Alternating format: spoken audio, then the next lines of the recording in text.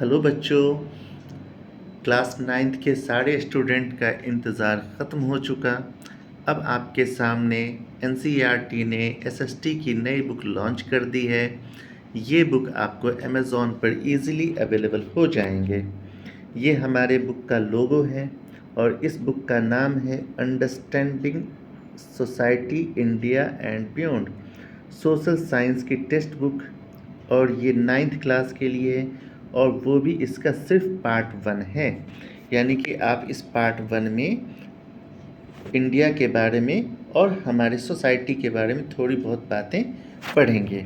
ठीक है, अब इस बुक में कौन कौन से चैप्टर्स हैं उस चैप्टर्स के बारे में देख लेते हैं। तो यहाँ पे जो सबसे पहला चैप्टर है अंडरस्टैंडिंग सोशल साइंस है। इस चैप्टर को आप सिर्फ रीड कर लेंगे तो भी काफ़ी है, नहीं भी रीड करेंगे तो चलेगा। इस चैप्टर से ज़्यादा चीज़ आपको एग्ज़ाम में पूछने को नहीं मिलेंगे। ठीक है, जो आपको पढ़ना है वो है ज्योग्राफी। ज्योग्राफी में पहला chapter shaping of the earth surface.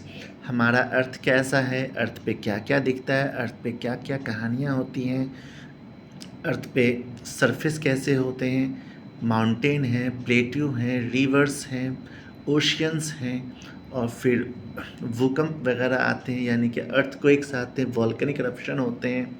इन सब चीज़ के बारे में पढ़ना है। उसके बाद एटमॉस्फेयर एंड क्लाइमेट दूसरा चैप्टर। हमारे अर्थ पे एटमॉस्फेयर, अलग अलग जगह का एटमॉस्फेयर अलग अलग होता है, क्लाइमेट अलग अलग होता है, इसके बारे में पढ़ेंगे।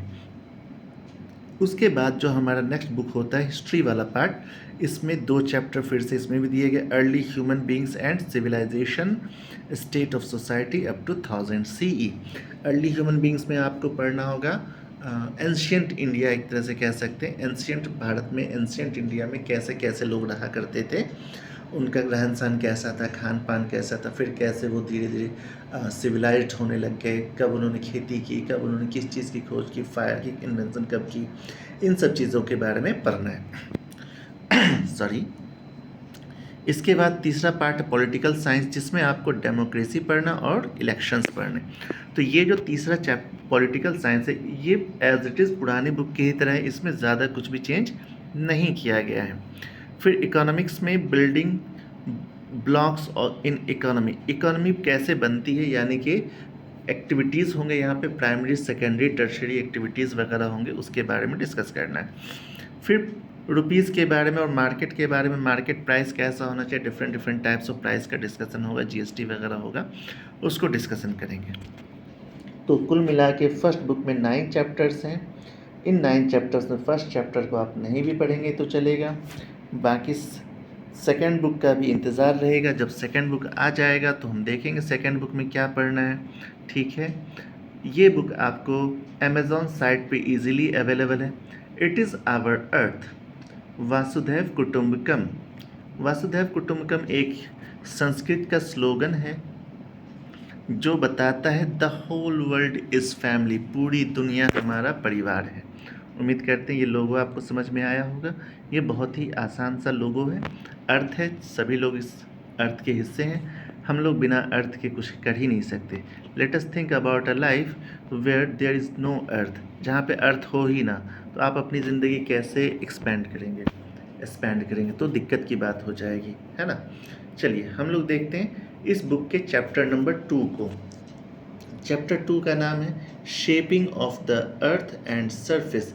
अर्थ का सरफेस कैसा है, इसका शेप कैसा है, अर्थ की बनावट कैसी, इनमें क्या क्या चीज़ होते हैं। इन सब चीज़ को पढ़ने के बाद हमें कुछ क्वेश्चंस के आंसर मिलेंगे। वो क्वेश्चंस इस तरह से हैं, what shape the earth surface, earth surface का शेप कैसा होता है, सबसे पहला सवाल, इसका आंसर मिल जाएगा। दूसरा, what is plate tectonics, plate tectonics किसे कहते हैं, what are the effect of plate movement. और ये जो प्लेट टेक्टोनिक्स होते हैं इसी में हम लोग पढ़ेंगे, बहुत सारे प्लेटें होती हैं जो अर्थ सरफेस के नीचे पाई जाती हैं, इनमें मूवमेंट होता है, उनके क्या इफ़ेक्ट होते हैं, इम्पैक्ट होते हैं, इसके बारे में पढ़ेंगे। How are land forms formed and how are they classified, तो लैंड फॉर्म कैसे बने, ये क्लासिफाइड, ये कितने तरह के होते हैं, इनके क्या क्या एग्जाम्पल्स हैं, इसके बारे में लिखेंगे। ठीक है, how are humans and other living beings connected to these land forms. तो आप ये देखेंगे अलग अलग जगहों पे अलग अलग पेड़ पौधे उगते हैं, अलग अलग स्पीसीज़ पाए जाते हैं, इंसानों के, जानवरों के, माइक्रोब्स के, हर तरह की चीज़ों के अलग अलग स्पीसीज़ पाए जाते हैं। Due to difference in land forms, अलग अलग जगहों पे अलग अलग लैंड फॉर्म्स पाए जाते हैं, इस वजह से ऐसा होता है। तो इसके बारे में कनेक्शन भी थोड़ा सा पढ़ना है। How do disasters associated with different landforms impact human lifes. तो इंसान की ज़िंदगी में ये लैंडफॉर्म किस तरह से इम्पैक्ट डालते हैं, कैसे इसे नुकसान पहुंचाते हैं, इसके बारे में भी पढ़ना है। तो चलिए स्टार्ट करते हैं इस चैप्टर को पढ़ना, और इस चैप्टर के तहत हम लोग कुछ छोटी छोटी मगर अच्छी बातें सीखते हैं। तो सबसे पहले इस चैप्टर में लैंड फॉर्म्स के बारे में पढ़ेंगे। लैंड फॉर्म्स क्या होता है देखते हैं। जो अर्थ का सरफेस है वो हमेशा एक जैसा नहीं होता है, not consistent. It is constantly being transformed by powerful forces acting from within and on the surface of the planet. तो अर्थ का सरफेस जो है हर जगह से एक जैसा नहीं है, ये लगातार बदल रहा है। किस चीज़ से बदल रहा है? पावरफुल फोर्स के तहत। ये हमेशा पावरफुल फोर्सेस की वजह से बदलते जा रहे हैं। अब ये फोर्स आते कहाँ से? इनसाइड अर्थ से भी आते हैं और आउटसाइड अर्थ से भी आते हैं। अर्थ की चारों ओर के फिनोमेना से भी आते हैं, और अर्थ के इनसाइड भी हमारे अंदर, अर्थ के अंदर बहुत सारे कंस्ट्रक्शन है, कोर होते हैं, मेंटल होते हैं, लिथोस्फेयर होते हैं। तो इन सब चीज़ से बने हुए हैं, अर्थ क्रस्ट होते हैं, इन सब चीज़ के इफ़ेक्ट से भी हमारे अर्थ के सरफेस बनते हैं। तो चेक करेंगे ये कैसे बनते हैं। तो इसी के लिए एक वर्ड आया लैंडफॉर्म। लैंडफॉर्म कैसे बना?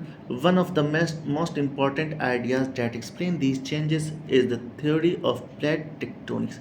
तो एक थ्योरी है प्लेट टेक्टोनिक्स थ्योरी, जो आपको यहाँ पे पढ़ना है। ये पूरा टॉपिक ही इसी पर डिपेंडेंट है। तो प्लेट टेक्टोनिक थ्योरी के तहत ये लैंडफॉर्म्स का फॉर्मेशन हुआ है। The movement of these plates give rise to landforms such as mountain, volcanoes, plains, valleys। तो ये लैंडफॉर्म में जब मूवमेंट होते हैं तो हमारे अर्थ के बहुत सारे सरफेसेस का फॉर्मेशन होता है।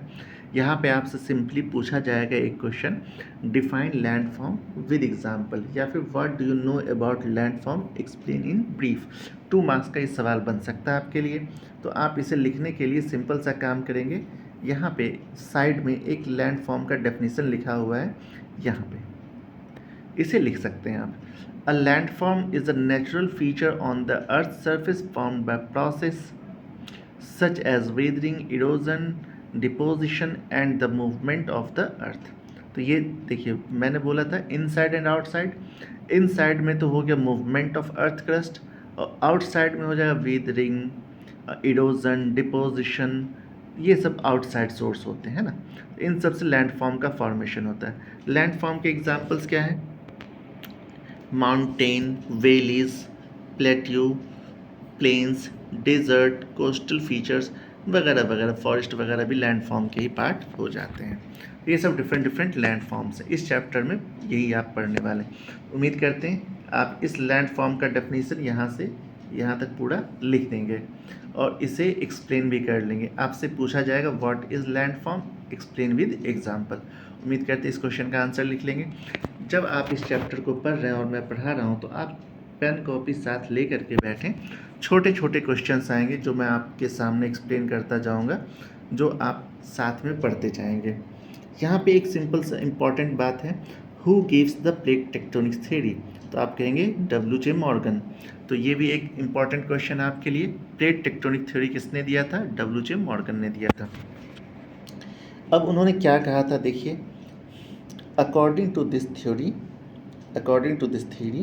the outermost layer of earth is not single piece but is broken into several large small pieces called tectonic plates। जो हमारा अर्थ का आउटर मोस्ट सरफेस जो दिखाई दे रहा है वो सिंगल पीस का नहीं बना हुआ है, ये कई छोटे बड़े साइज में बटे हुए हैं, जिन्हें टेक्टोनिक प्लेट्स कहते हैं। यहाँ पे टेक्टोनिक प्लेट्स। अब आपसे पूछा जाएगा who give tectonic plates theory, तो आप कहेंगे W.J. मॉर्गन। अब आपसे पूछा जाएगा what are tectonic plates, next question आपका यही रहेगा, व्हाट आर टेक्टोनिक प्लेट्स। तो इसका भी आंसर आप इस तरह से लिख सकते हैं, कि अर्थ सरफेस जो है छोटे मोटे साइज से बने हुए। देखो क्या लिखा है, the outer most layer of earth is not single piece but is broken in several and large small pieces called tectonic plates. तो अर्थ के जो आउटर मोस्ट लेयर हैं कई छोटे बड़े साइज में बटे हुए हैं, जिसे टेक्टोनिक प्लेट्स कहते हैं। अब ये प्लेट्स करते क्या है, ये प्लेट्स कंटिन्यूअसली मूव करते रहते हैं। These plates move slowly over semi molten layer beneath them. तो ये एक मोल्टन लेयर होता है, उसके ऊपर हमेशा फ्लोट करते रहते हैं, तैरते रहते हैं, थोड़ा थोड़ा खिसकते रहते हैं, है ना, थोड़ा थोड़ा हिलते डुलते रहते हैं, मूव स्लोली मूव करते रहते हैं। और यही मूवमेंट जो होता है रिस्पॉन्सिबल होता है फिजिकल फीचर ऑफ वर्ल्ड के, फिजिकल फीचर ऑफ अर्थ के, यानी कि ये क्या क्या बनाते हैं, माउंटेन, अर्थक्वेक, वॉल्केनोज, इन सब चीज़ का फॉर्मेशन करते हैं, या फिर प्लेट्यूज का फॉर्मेशन करते हैं, या फिर रिवर्स का फॉर्मेशन करते हैं। उम्मीद करते हैं प्लेट टेक्टोनिक्स थ्योरी समझ में आया होगा आपको, ये बहुत ही सिंपल सा है। चलिए इसके बाद हम समझते हैं अर्थ के बारे में। अर्थ के अंदर क्या है, तो आपसे कह रहा है earth is made up of 3 main parts. Earth के 3 लेयर होते हैं, crust, mantle and core. Core को फिलहाल 2 पार्ट में बांटा जाता है, inner core and outer core. इसे हम यहाँ पे नीचे फिगर के तहत देखेंगे। तो आपसे यहाँ भी एक क्वेश्चन हो गया, what are the 3 main layers of earth. तो आप लिखेंगे क्रस्ट, मेंटल एंड कोर। तो ये भी एक क्वेश्चन हो गया। सबसे अपर मोस्ट लेयर का क्या नाम होता है, क्रस्ट। मिडिल लेयर का क्या नाम होता है, mental. And inner most layer का क्या नाम होता है, कोर होता है। क्रस्ट को आउटर मोस्ट लेयर माना जाता है, ठीक है। क्रस्ट के नीचे below the crust lies mental. Crust के नीचे मेंटल होता है जो बहुत ज़्यादा थिक एंड हॉट है। आप ऐसा समझ सकते हैं, अर्थ में जब आप गड्ढे वगैरह खोदते हैं, खुदाई वगैरह करते हैं, तो 165 मीटर की गहराई पर जाने पर लगभग 1 डिग्री सेल्सियस टेम्परेचर बढ़ जाता है। तो अर्थ के नीचे जैसे जैसे आप जाएंगे वैसे वैसे टेम्परेचर बढ़ता जाता है। The core is the inner most. सबसे अंदर वाले पार्ट को कोर कहते हैं, जो एक्सट्रीमली हॉट एंड हैवी, ये सबसे ज़्यादा हॉट है और सबसे ज़्यादा हैवी है। जो क्रस्ट होता है the crust along with the upper part of mental form lithosphere. Mental और क्रस्ट का अपर पार्ट, ये दोनों मिलके क्या बनाते हैं, लिथोस्फीयर बनाते हैं। तो आपसे पूछा है लिथोस्फीयर क्या होता है, तो आप कहेंगे क्रस्ट और upper most part of mental is called lithosphere. और लिथोस्फीयर के जस्ट नीचे होता है स्टेनोस्फीयर। लिथोस्फीयर के जस्ट नीचे होता है स्टेनोस्फीयर। देखिए क्या लिखा हुआ, this lithosphere is broken into different tectonic plates. यानी कि आपसे जो मैं बता रहा था पीछे टेक्टोनिक प्लेट्स होते हैं, वो टेक्टोनिक प्लेट्स लिथोस्फीयर के बने होते हैं। Tectonic plates is made up of lithosphere. इसी लिथोस्फीयर के नीचे बेनीथ, नीचे द लिथोस्फीयर लाइज स्टेनोस्फीयर। ये स्टेनोस्फीयर इसके लिथोस्फीयर के नीचे ही पाए जाते हैं, जो सेमी मोल्टन स्टेट में पाए जाते हैं। तो आपसे पूछा जाएगा स्टेनोस्फीयर का स्टेट कैसा होता है, किस फॉर्म में पाया जाता है, सेमी मोल्टन स्टेट में, जो प्लेट को मूव करने में मदद करते हैं, जो प्लेट्स को मूव करने में मदद करते हैं। उम्मीद करते हैं ये बात आपको समझ में आ गया होगा। इसके बाद हमारे अर्थ का ये सरफेस है, अर्थ का ये डिज़ाइन है। तो अर्थ के डिज़ाइन को समझते हैं, सिंपल सा है एकदम। ये अर्थ को जब बीचों बीच काटा गया, एक हिस्सा है ये, तो अर्थ को ये 4 पार्ट होते हैं ना ऐसा सर्कल में, तो 4 पार्ट में ऐसा कर दो, तो ये एक पार्ट हमने काट के अलग कर लिया, ठीक है। इस एक पार्ट की बात कर रहे हैं हम लोग। इस एक पार्ट में जो सबसे आउटर मोस्ट पार्ट है, सबसे ऊपर वाला पार्ट, सबसे ऊपर, इसे क्रस्ट कहते हैं, सबसे ऊपर। ये लगभग 7, 8, 10, 12 या फिर बहुत ज़्यादा तो 15 किलोमीटर तक की गहराई तक होता है, ठीक है। अब उसके नीचे होता है लिथोस्फीयर, जो लगभग 100 किलोमीटर की गहराई तक पाया जाता है। लिथोस्फीयर यहाँ तक, ये जो पार्ट है यहाँ तक लिथोस्फीयर। उसके बाद लिथोस्फीयर के जस्ट नीचे हमने बताया स्टेनोस्फीयर होता है। लिथोस्फीयर तो पत्थर का बना हुआ जिस पे काफ़ी प्लेट्स होते हैं, उसके नीचे स्टेनोस्फीयर, लगभग 200 किलोमीटर के डेप्थ तक स्टेनोस्फीयर पाया जाता है। उसके जस्ट नीचे, स्टेनोस्फीयर के नीचे मेंटल पाया जाता है। ये रहा मेंटल वाला पार्ट, जो काफ़ी वाइड है, लगभग 2900 किलोमीटर की वाइड होती है। लिथोस्फीयर तो 100 किलोमीटर है, स्टेनोस्फीयर 200 किलोमीटर है, मेंटल 2900 किलोमीटर। फिर उसके बाद बारी आती है आउटर कोर की। मैंने बताया था कोर दो पार्ट का होता है, एक आउटर कोर एक इनर कोर। आउटर कोर ये वाला पार्ट है आउटर कोर, और ये वाला पार्ट है इनर कोर, जो बीच में सर्कल सा दिख रहा है इनर कोर, और ये आउटर कोर येलो वाला पार्ट। जो आउटर कोर है लगभग 2200 किलोमीटर का डेप्थ होता है, और इनर कोर 1200 किलोमीटर की लगभग डेप्थ होती है। ठीक है, उम्मीद करते हैं ये सब बात आपको समझ में आ गई होगी। अगर इन सब में देखा जाए तो सबसे बड़ा पार्ट मेंटल का होता है, उसके बाद नीचे आउटर कोर और इनर। अगर ऐसे पूछा जाए कोर और मेंटल में ज़्यादा कौन, तो हम तो सीधा कोर कह देंगे, क्योंकि कोर को मिलाने के बाद 22 और 12 लगभग 3400 किलोमीटर 3450 किलोमीटर होता है, और ये 2900 किलोमीटर। और अर्थ सरफेस जो पूरा का पूरा है ये यहाँ से यहाँ तक, यानी कि सेंटर से अर्थ का रेडियस आपसे पूछा जाए 6375 किलोमीटर है। अर्थ का रेडियस 6375 किलोमीटर, लगभग माना जाता है 6400 किलोमीटर। ऑन एन एवरेज कहा जाए तो 6400 किलोमीटर कह सकते हैं। तो अर्थ का रेडियस लगभग 6400 किलोमीटर माना जा सकता है। अप्रॉक्स में यहाँ लिखा हुआ 6375 किलोमीटर। हम लोग जब साइंस पढ़ाते हैं तो ज़्यादातर 6400 किलोमीटर से कैलकुलेशन करते हैं, लेकिन यहाँ पे एक्यूरेट दे रखा है 6375 किलोमीटर। उम्मीद करते हैं ये सब बात समझ में आ गई होगी आपको। ये बहुत ही आसान सी बात थी। अब देखिए नीचे यहाँ पे सब के बारे में थोड़ा थोड़ा बात दिया हुआ है, देखते हैं। जो क्रस्ट है इसकी थिकनेस वेरी करती है 30 से 40 किलोमीटर तक, और अंडर कंटिनेंट के नीचे ये 5 से 7 किलोमीटर होती है। नहीं, कंटिनेंट के नीचे 30 से 40 किलोमीटर, ओशियन के नीचे 5 से 7 किलोमीटर। ओशियन थोड़ा डीप में होता है, ये ओशियन है और ये कंटिनेंट है। तो कंटिनेंट से अगर चेक किया जाए तो 30 से 40 किलोमीटर, और ओशियन के नीचे चेक किया जाए तो 5 से 7 किलोमीटर, ऐसा होता है। ठीक है, उम्मीद करते ये बात समझ में आ गया। उसके बाद लिथोस्फीयर लगभग 100 किलोमीटर का डेप्थ वाला पार्ट होता है लिथोस्फीयर। इसमें क्रस्ट भी ऐड होते हैं, क्रस्ट को मिला देते हैं तो लिथोस्फीयर होता है। एस्थेनोस्फीयर, लिथोस्फीयर के नीचे एस्थेनोस्फीयर होता है, ये लगभग 200 किलोमीटर का पार्ट होता है। हॉट होता है, मोबाइल लेयर मतलब घूमने वाला होता है, और पार्शली मोल्टन, यहाँ पिघले हुए पत्थर पाए जाते हैं। मेंटल, इसके नीचे मेंटल का पार्ट होता है जो मोस्टली सॉलिड होता है between crust and the earth outer core, crust और अर्थ के आउटर कोर के बीच में पाया जाता है। सियाल एंड नीफे, आगे कहीं मिलेगा तो मैं बता दूंगा। इस वाले पार्ट में नीफे पाए जाते हैं, इस वाले सियाल पाए जाते हैं। सिलिकॉन और एल्युमिनियम इस वाले पार्ट में नीफे पाए जाते हैं। निकल और क्रोमियम, निकल और आयरन, Fe का मतलब आयरन होता है। देखते हैं आगे मिलेगा तो बता दूंगा मैं इसे, वरना ये बात तो याद ही रखना चाहिए इसे। आउटर कोर ये लगभग फ्लूइड लेयर है, जो ये देखिए निकल और आयरन का बना हुआ नीफे। निकल को Ni लिखते हैं, आयरन को Fe लिखते हैं। Fe का मतलब नीफे। तो ये आउटर कोर जो नीफे का बना हुआ है, नीफे निकल और आयरन का बना हुआ है।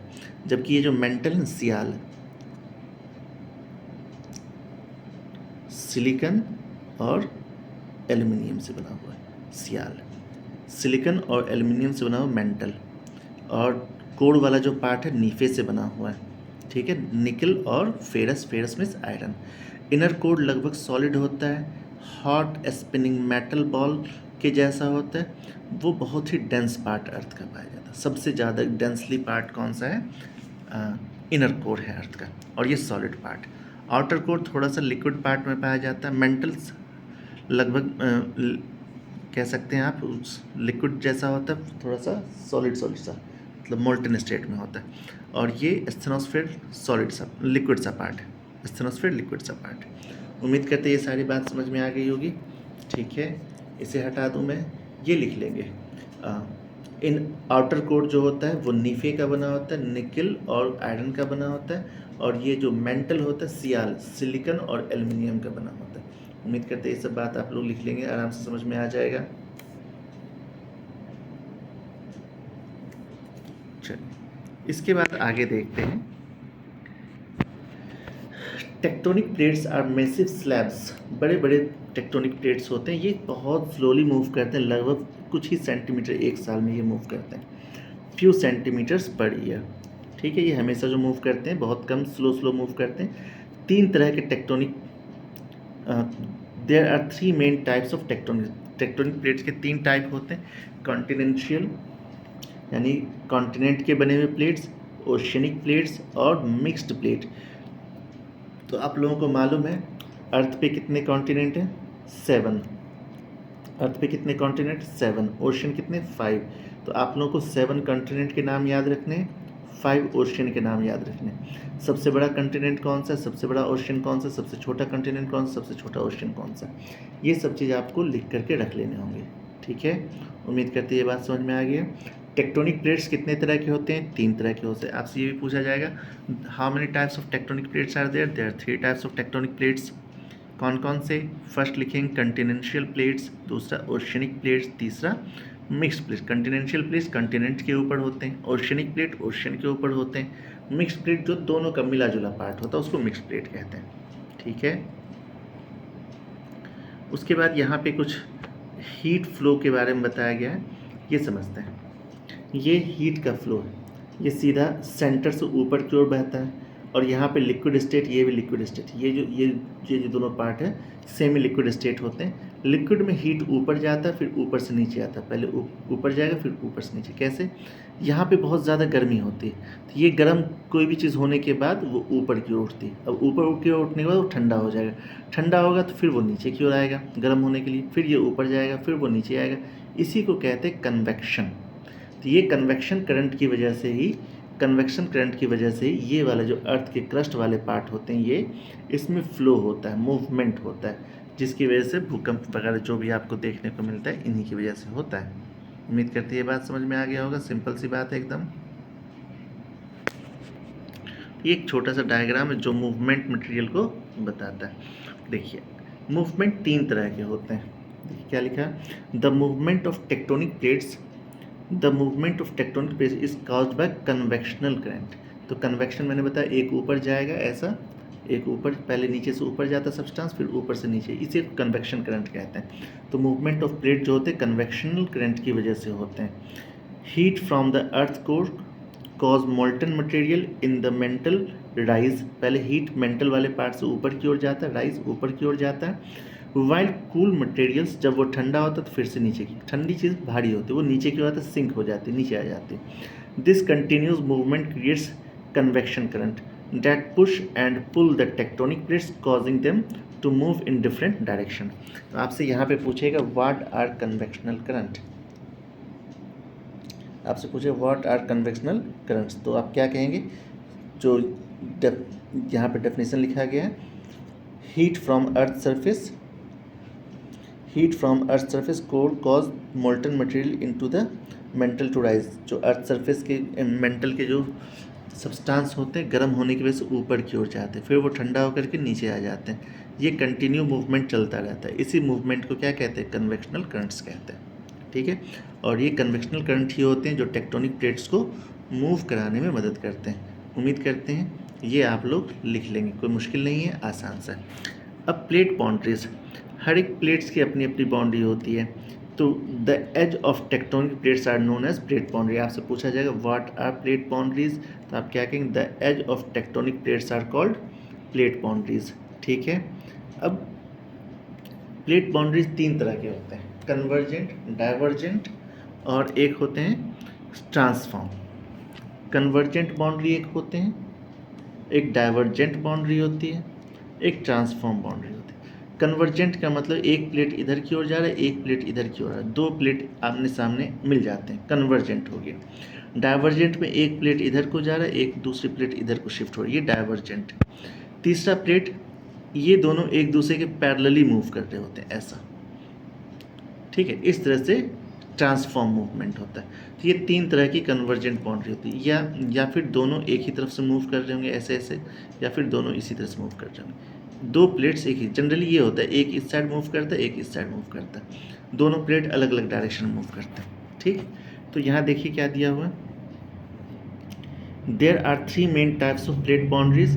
The first is convergent boundaries where 2 plates move towards each other. ये वाला कन्वर्जेंट प्लेट्स बाउंड्री, ये 2 plates move towards each other.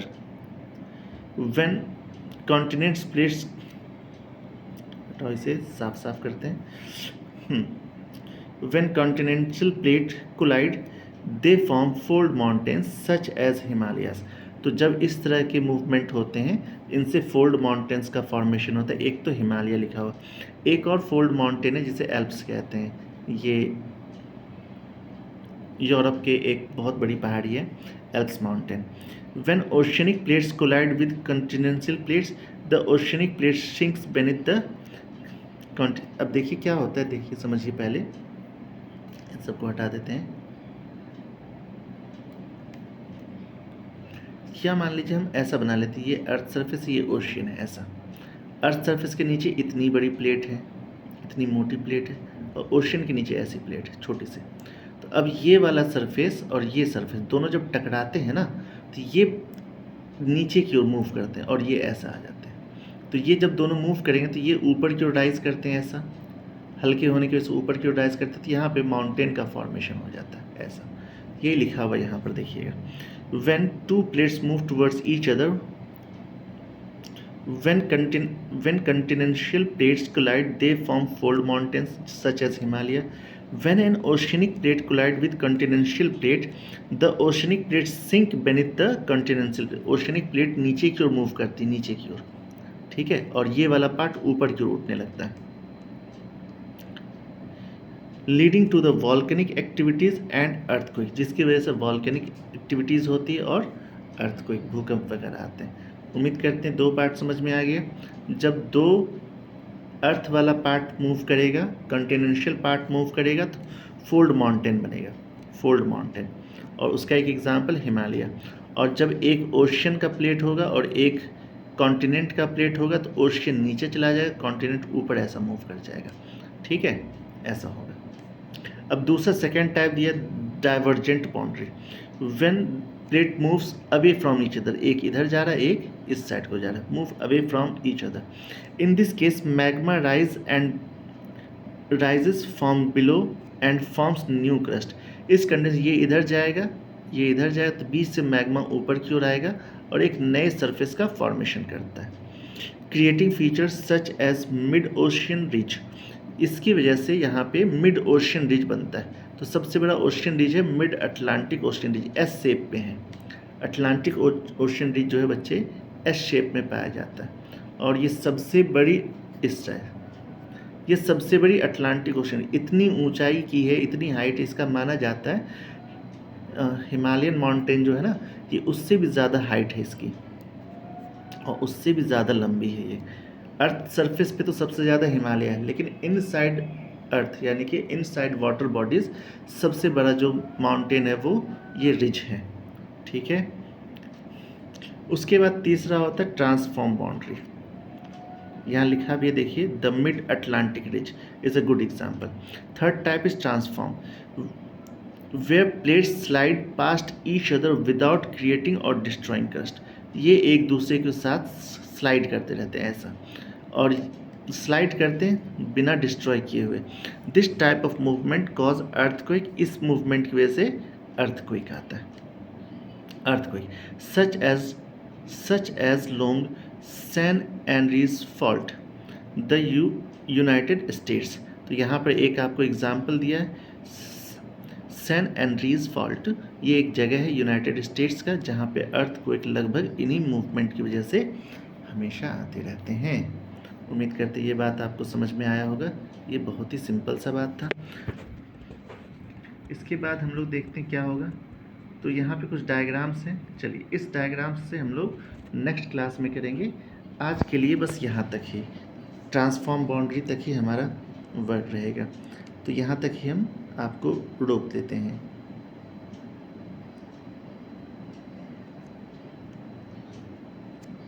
Thanks. अच्छा लगे तो लाइक, कमेंट, शेयर, सब्सक्राइब कर दीजिएगा। Thank you, see you soon.